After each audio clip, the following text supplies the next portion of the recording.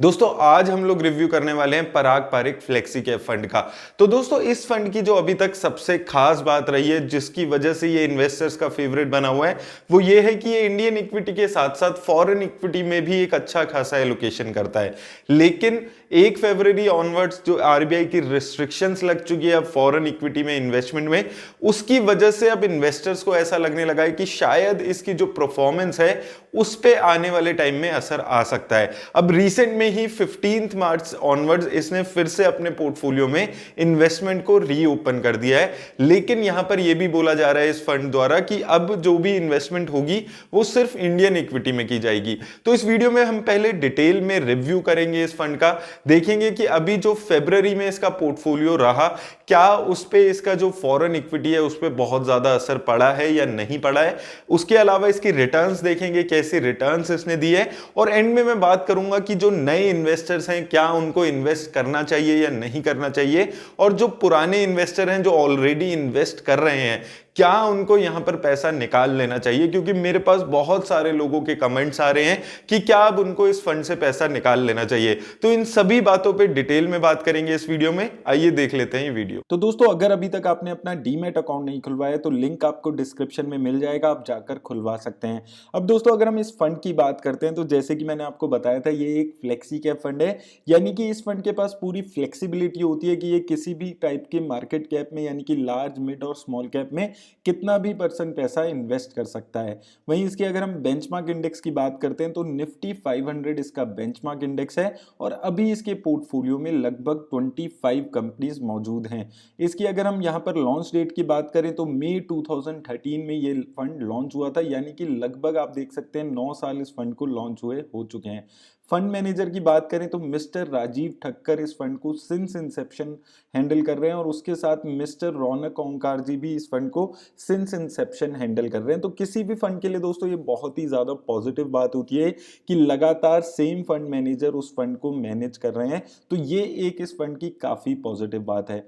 वहीं दोस्तों अगर हम बात करें इसके एसेट अंडर मैनेजमेंट की तो 20,000 करोड़ से ज्यादा का इसका एसेट अंडर मैनेजमेंट यहाँ पर हो चुका है। लेकिन यहाँ पर आप देखेंगे अभी इसके जो एसेट अंडर मैनेजमेंट है ये स्लाइटली कम हुआ है। बहुत टाइम से इन्वेस्टर्स के मन में ये डर था कि इसका जो एसेट अंडर मैनेजमेंट था वो लगातार बढ़ता जा रहा था, लेकिन रिसेंटली अगर आप देखेंगे जनवरी में इसका जो एसेट अंडर मैनेजमेंट था वो 20,400 के आसपास था, जो अभी थोड़ा यहाँ पर कम हो गया है।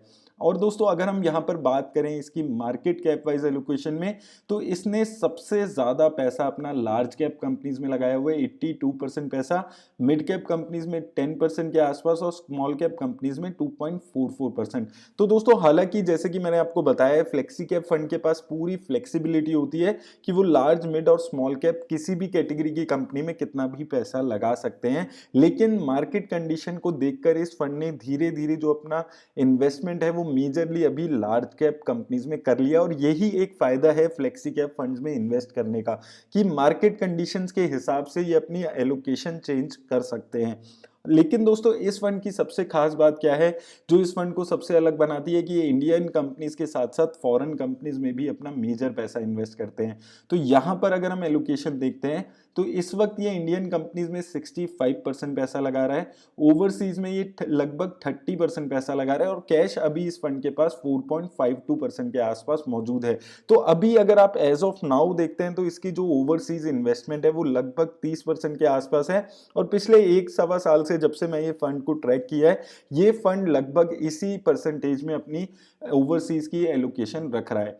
अब दोस्तों अगर हम इसकी यहाँ पर बात करें एक्सपेंस रेशो की तो एक्सपेंस रेशो यहाँ पर स्लाइटली हायर साइड पे दिखती है 0.81% के आसपास। लेकिन अगर आप कैटेगरी एवरेज से कंपेयर करेंगे तो कैटेगरी एवरेज से अभी भी काफी कम इसकी यहाँ पर एक्सपेंस रेशो है।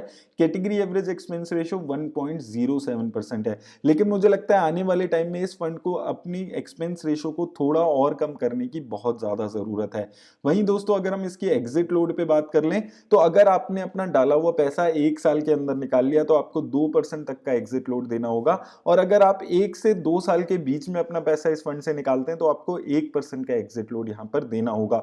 2 साल के बाद आप कोई भी पैसा निकालेंगे तो वहां पर कोई भी एग्जिट लोड आपको नहीं देना होगा।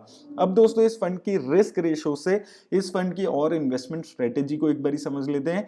तो स्टैंडर्ड डेविएशन 18.32 है, इसकी शार्प रेशो 1.14, टर्नओवर रेशो 18%। इसको कैटेगरी एवरेज से कंपेयर करें तो कैटेगरी एवरेज स्टैंडर्ड डेविएशन 19.41 चल रही है। स्टैंडर्ड डेविएशन दोस्तों किसी भी फंड का ये बताता है कि एक फंड कितना ज्यादा वॉलेटाइल है रिटर्न देने के मामले में, और स्टैंडर्ड डेविएशन जितना कम होता है उतनी ज्यादा स्टेबिलिटी एक फंड की रिटर्न्स में दिखती है। तो ये फंड ज्यादा स्टेबल है in comparison to category average जो स्टेबिलिटी दिखती है।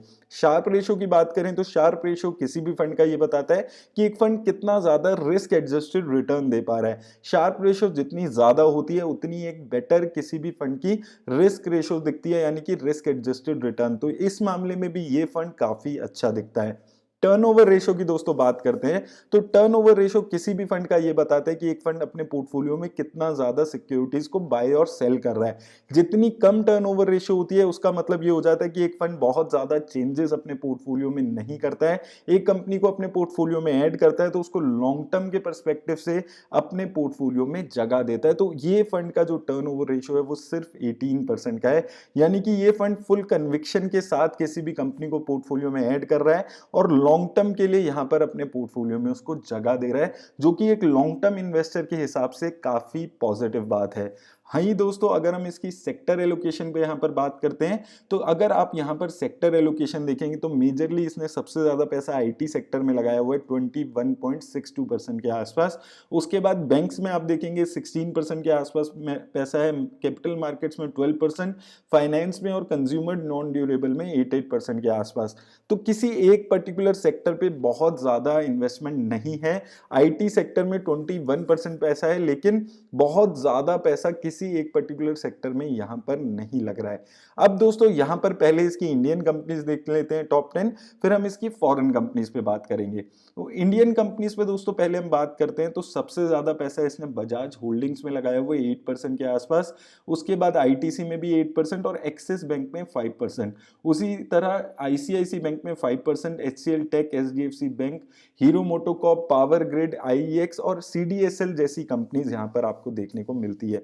तो दोस्तों अगर आप इसकी इंडियन कंपनीज देखेंगे तो ये बहुत ज्यादा वैल्यू ओरिएंटेड फोकस इसका रहता है। उन कंपनीज को ये अपने पोर्टफोलियो में ऐड करता है जो कंपनीज पे ज्यादा लोग बात नहीं कर रहे होते हैं, मार्केट को वो कंपनीज पसंद नहीं आ रही होती। हालांकि आज आप देखेंगे सीडीएसएल, इंडियन एनर्जी एक्सचेंज, ये सबको पसंद आता है, लेकिन इस कंपनी ने, इस फंड ने अपने पोर्टफोलियो में इन कंपनीज को उस टाइम पे ऐड किया था जब कोई इन कंपनीज के बारे में बात नहीं करता था। तो यहां से इन कंपनीज ने मल्टी बैगर रिटर्न्स दी, जिसका फायदा इस फंड के पोर्टफोलियो पे भी हुआ। उसी हिसाब से आप देखिए अभी इसने थोड़े टाइम पहले पावर ग्रिड को अपने पोर्टफोलियो में जगह दी थी। पावर ग्रिड ने भी बहुत अच्छी रिटर्न्स रिसेंट में दी है, तो यहां पर इसने इस कंपनी में भी इन्वेस्ट करके फायदा उठाया। आईसीआईसी बैंक में भी इसने उस टाइम पे पैसा लगाया था जब बहुत सारे लोग आईसीआईसी बैंक को एज अ बैंक पसंद नहीं करते थे। उसके बाद से ये अच्छा खासा परफॉर्म करने लगा। तो यहां पर इस फंड की जो एक अलग बात है वो ये है कि ये बहुत ज्यादा रिसर्च करके उन कंपनीज को चूज करता है जिन कंपनीज पे बहुत ज्यादा लोग बात नहीं कर रहे होते, और वहां से ये एक बहुत अच्छी रिटर्न्स कमा पाते हैं उन कंपनीज पे। तो ये एक सबसे पॉजिटिव बात इस फंड की लगती है कि बहुत अच्छी स्टॉक पिकिंग इस पोर्टफोलियो में इसने अपने बनाई है। अब दोस्तों अगर हम फॉरेन कंपनीज पे इसकी बात करते हैं तो यहां पर इसके पोर्टफोलियो में सिर्फ 5 कंपनीज दिखेंगी, जिसमें से सबसे ज्यादा allocation Alphabet Inc class A में है, यानी कि गूगल में 9%, माइक्रोसॉफ्ट में 8% के आसपास, अमेजन में 7.36%, फेसबुक में 4.65% और सुजुकी मोटर में 0.85%। तो दोस्तों देखिए सिर्फ 5 कंपनीज है लेकिन हाई कन्विक्शन है, 9% के आसपास पैसा लगा हुआ है और सिर्फ 5 कंपनीज में मिलाकर लगभग 30% एलोकेशन यहाँ पर किया हुआ है। तो वो इन्वेस्टर्स जो अभी तक डर रहे थे कि शायद फरवरी में इसकी एलोकेशन में बहुत ज़्यादा चेंजेस आ जाएंगे। तो फरवरी में बहुत ज़्यादा चेंजेस अभी इसके पोर्टफोलियो में नहीं आए हैं। तो यहाँ पर 30% की एवरेज हमने देखा है 1-1.5 साल तक ये 30% के आसपास की ही फॉरेन इक्विटी में इन्वेस्टमेंट कर रहा है, और अभी भी यही चीज़ देखने को मिल रही है। तो फॉरेन इक्विटी में बहुत ज़्यादा चेंजेस इसने अभी तक नहीं किए हैं। हो सकता है लेकिन आने वाले टाइम में अगर ये जो आरबीआई ने लिमिट लगाई हुई है फॉरेन इक्विटी में इन्वेस्ट करने की, अगर ये आने वाले 1-1.5 साल तक नहीं खुलता है तो ग्रेजुअली इसका जो ओवरऑल पोर्टफोलियो में एलोकेशन है फॉरेन कंपनीज की वो धीरे धीरे कम होने लगेगी। काफी सारे लोगों को ये भी कंफ्यूजन थी कि क्या अब जो वो पैसा लगाएंगे तो इनको एलोकेशन नहीं मिलेगा। तो ये जो एलोकेशन ऑलरेडी इन्होंने किया हुआ है इसको ये सेल नहीं कर रहे हैं, बस जो एडिशनल पैसा है उसको ये इन कंपनीज में इन्वेस्ट नहीं करेंगे। तो वो चीज आपको यहां पर समझकर चलनी है। तो आपको इतना एलोकेशन तो इन कंपनीज में मिलेगा ही मिलेगा। रिटर्न्स पे दोस्तों अब इसकी हम बात करते हैं। तो अगर आपने अपना पैसा 10,000 रुपए 1 साल पहले इस फंड में लगाए होते तो वो पैसा इसने 12,500 के आसपास बना दिया है, और अगर आपने 10,000 रुपए इस फंड में 5 साल पहले लगा दिए होते तो वो पैसा इस फंड ने आपका 25,000 के आसपास बना दिया है। तो 5 सालों में 20% के आसपास की रिटर्न इस फंड ने आपको जनरेट करके दिया। और अगर आपने इसकी इंसेप्शन में यानी कि मई 2013 में ही 10,000 रुपए लगा दिए होते तो उस पैसे पे भी आपको 20% के आसपास की रिटर्न मिली है। आपका पैसा लगभग 5 गुना इस फंड ने कर दिया है। तो रिटर्न्स के मामले में अगर आप देखेंगे तो 1, 2, 3, 5 किसी भी पीरियड में आप देखते हैं काफी अच्छी रिटर्न्स इस फंड ने जनरेट करके दी है, और अभी भी ये fund one of the best performing flexi cap fund यहां पर चल रहा है।